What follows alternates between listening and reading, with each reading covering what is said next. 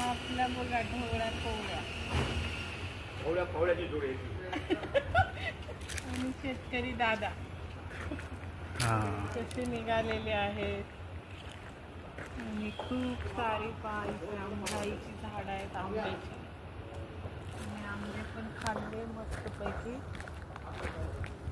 आणि चला तुम्हाला अजून एक ध्यानाला बसलेले दाखवते. छोटा करतो हे ध्यानाला बसले झाडाखाली. ध्यानाचे खूप सारे फायदे आहेत. मनाची एकाग्रता वाढते, शांती वाढते आणि आपण निरोगी राहतो ध्यान केल्याने, असा संदेश आहे. आणि हे आहे अलिबागमध्ये